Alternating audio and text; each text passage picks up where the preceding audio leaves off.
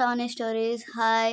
ఈరోజు మేమైతే శాండ్విచ్ చేసుకుంటున్నాము. దానికి కావాల్సిన ఇంగ్రీడియంట్స్ ఫస్ట్ అయితే ఆనియన్ కట్ చేసుకోవాలి చిన్నగా.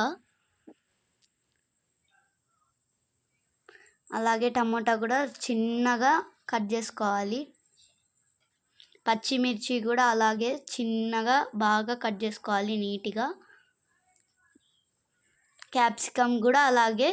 తర్వాత నేనైతే ఒక ప్యాన్ అయితే పెట్టుకున్నాను. దాంట్లో ఆయిల్ అయితే వేసుకుంటున్నాను. ఇందాక నేను కట్ చేసుకున్న ఆనియన్స్ అయితే వేసేసాను. తర్వాత టమోటా, క్యాప్సికమ్, పచ్చిమిర్చి ఇవన్నీ వేసేసేయాలి. లో ఫ్లేమ్లో పెట్టుకోవాలి, బాగా కలపాలి. తర్వాత ఉప్పు కొంచెం వేసేసుకొని కారం కూడా వేసుకోవాలి. వేసేసుకున్న తర్వాత బాగా కలుపుకోవాలి. మగ్గనించాలి కొద్దిసేపు.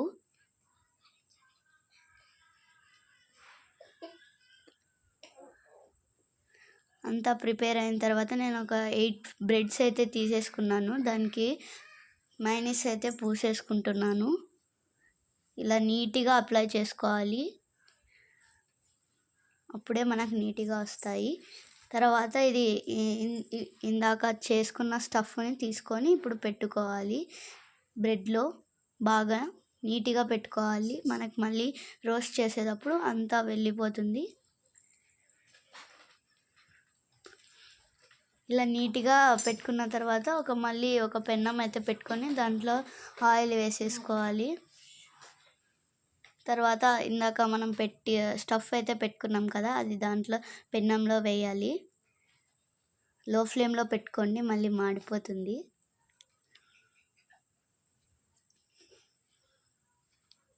మళ్ళీ ఇలా కలర్ వచ్చేంత వరకు బాగా కాల్చుకోండి.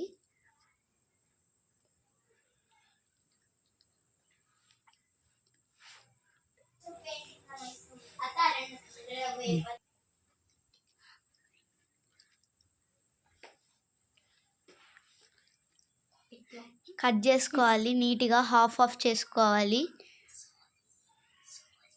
సాస్ అప్లై చేసుకోవాలి. తర్వాత చాలా బాగుంటుంది. మీరు ఎప్పుడైనా ట్రై చేయండి. ఎలా వచ్చిందో కింద కామెంట్ బాక్స్లో కామెంట్ చేయండి.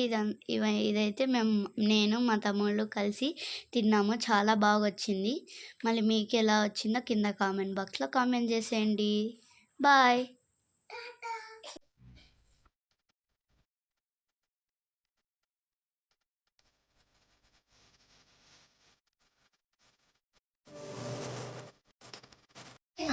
Thank you. Super. Thank you. Welcome.